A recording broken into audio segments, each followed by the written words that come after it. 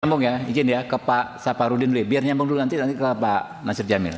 Ini polisi juga nih, punya ilmunya juga. Silakan Pak Saparudin. Ya. Terima kasih pimpinan. Yang saya hormati pimpinan Komisi 3, anggota Komisi 3, Pak Kapolres dan Kajari Sleman dan Bapak pengacara dari keluarga Pak Oli.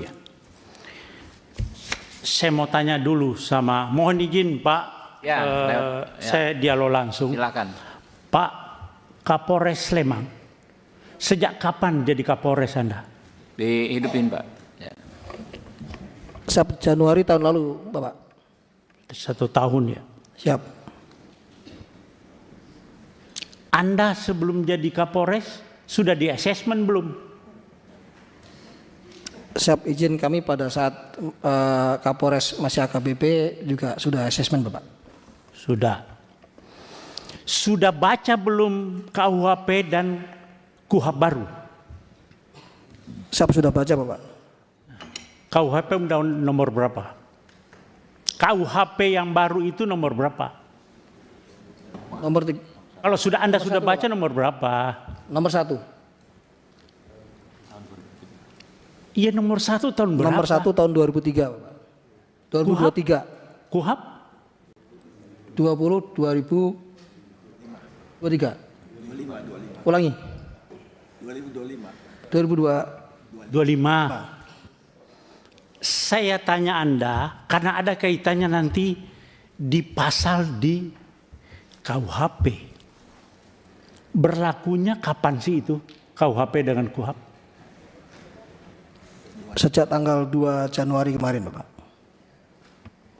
Kemarin kapan? Kemarin dulu. 2026. 2026.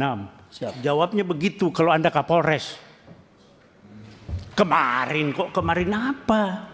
Anda Kapolres.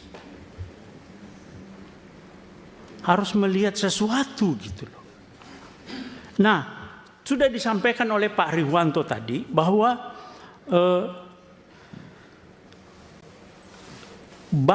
Pak Kapolres sudah baca pasal 34 KUHP. Sudah baca? Enggak. Ada di situ itu permasalahannya Pak. Belum baca. Pasal 34 KUHP yang Undang-Undang nomor 20 tahun 2000 nomor 1 tahun 2023. Pasal 34 bawa enggak? Siap, terkait restoratif justice Bapak. Bukan, pasal 34 KUHP. Anda itu datang ke sini tentang masalah pasal-pasal, tapi Anda tidak bawa KUHP. Kalau enggak saya pinjamkan, saya bawa nih. Bawa Bapak. Pasal 34. Saya yang baca.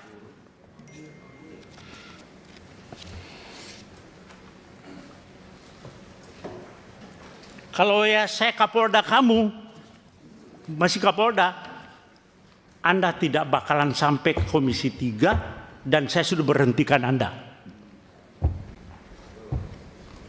Anda kok Kapolres sudah kombes seperti itu. Bagaimana polisi ke depan?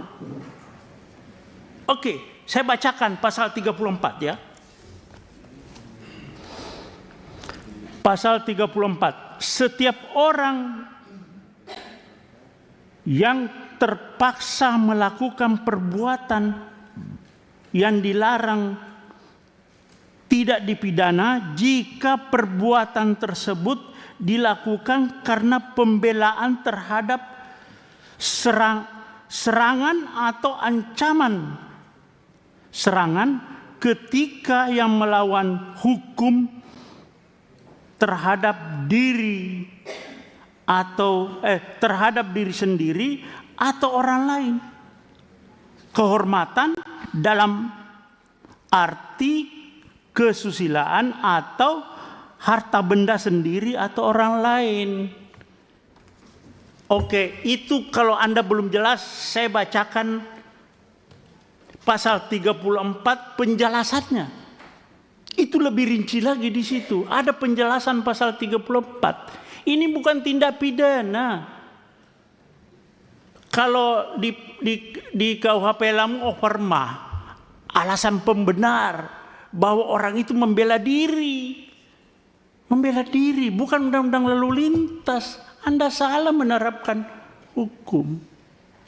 Jaksa lagi P21 juga. Anda koordinasi yang gak benar itu. Polres dengan kejaksaan. Anda koordinasi tapi salah. Bagaimana? Jadi maksud saya begini Pak Kapolres dan Pak Kajari. Ini bukan RJ. Bukan RJ. Tidak ada tindak pidana di sini. Sependapat dalam tidak ada tindak pidana. Orang yang Bapak tahu, Bapak ngomong di televisi saya lihat Pak Kapolres itu, oh dia melakukan pembelaan yang tidak melakukan tindakan tidak seimbang. Bapak tahu apa yang jambret itu tidak ada istilah di KUHP. Itu adalah pencurian dengan kekerasan. Bukan 36, bukan pencurian biasa, bukan pencurian pemberatan, tapi pencurian dengan kekerasan. Curas itu Pak, curas itu begal. Dia bawa celurit, bawa senjata tajam, bawa apa segala, bisa bawa senjata api. Nah, ketika orang itu, ini bahaya Pak. Nah, Anda bilang tidak seimbang, dikejar oleh suaminya, korban. Orang sipil Pak, tidak punya apa-apa. Orang sipil nggak punya apa-apa itu, nggak punya, tidak dipersenjatai. Jadi itu bukan tidak seimbang. Memang justru yang tidak seimbangnya itu orang sipil Pak yang mengejar pelaku curas. Bagaimana Bapak bilang tidak seimbang? Ya, jadi coba bolak-balik begini, Anda salah menerapkan suatu pasal. Jadi tindak pidananya adalah curas, ya, pencurian dengan kekerasan. Tersangkanya meninggal dunia, ya selesai SP3. Itu loh Pak Kajari juga. Nah kalau Bapak pakai RJ lagi Pak Kajari, tuntutannya apa sih? Mereka kan pasti ada tuntutan Pak kepada korban ini. Di media sosial juga Pak Kapolres banyak itu di media sosial. Seandainya yang mengejar itu polisi, terus yang meninggal, apakah polisi dipidanakan juga? Kan selama ini nggak pernah polisi ngejar meninggal orang itu, kan tidak dipidanakan juga. Jadi pasal 34 Pak, nanti coba Bapak buka, terus penjelasannya juga itu alasan pemaaf. Karena orang ini jadi korban Pak. Orang korban jangan jadikan tersangka. Ini kenapa Pak Kajari juga begitu, P21, langsung RJ. RJ itu ada tuntutan lagi toh Pak. Nah saya mau tanya Pak Kajari, dia minta berapa sih? Atau apa tuntutannya yang dari sana? Ya jawab Pak. Mohon izin Bapak, jadi pada saat pertemuan di Zoom meeting pada tanggal 26 tersebut, itu sempat disampaikan oleh pihak dari Palembang melalui kuasa hukumnya. Karena saya suruh bicara sendiri, keluarga yang dalam hal ini sebagai jambret itu tidak mau Pak, tidak mau bicara, semua pokoknya melalui kuasa hukumnya. Iya bukan malah ya, kuasa hukumnya. Makanya kuasa hukumnya akhirnya menyampaikan pada forum itu, mungkin pihak keluarga daripada Pak Ogi juga tahu, itu hanya memberikan bahwa dia waktu itu biaya-biaya yang timbul seperti untuk mengantar jenazah dari Jogja ke Palembang, biaya ambulannya, terus biaya pemakamannya, dia seperti itu hanya menyampaikannya. selanjutnya akan nanti Nilainya berapa, Pak? dia belum menyebut nilai pada saat itu, Bapak.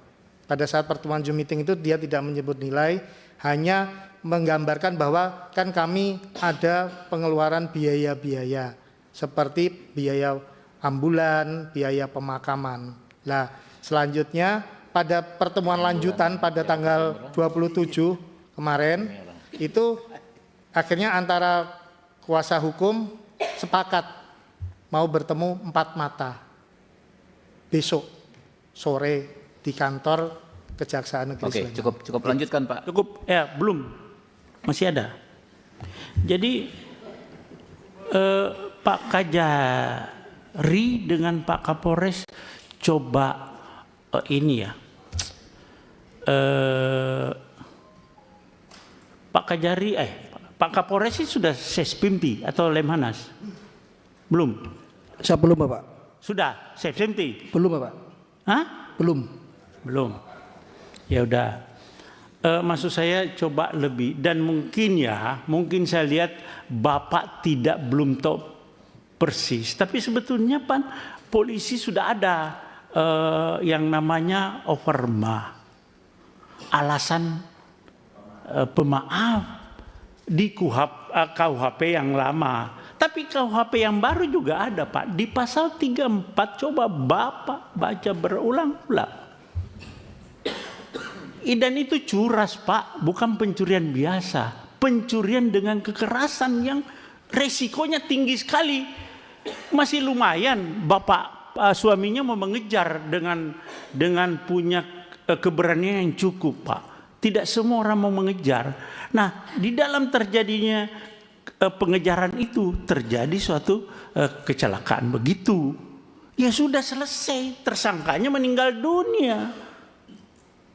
Tidak ada lagi RJ.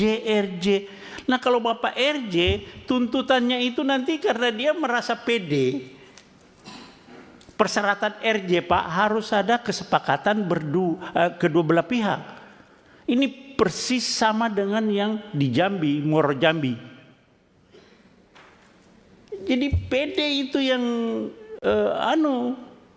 pelapor itu, jadi merasa percaya diri, jadi bisa membuat angka yang cukup tinggi nanti, Pak. Terjadi lagi pemerasan di situ. Nah, saya minta Bapak lebih bijaklah terhadap ini. Berdua, Pak. Bapak sebagai aparat penegak hukum, Bapak tahu ada alarm. Bapak bukan dengan gagah berani menyampaikan unsur-unsur pidana ini. Tidak.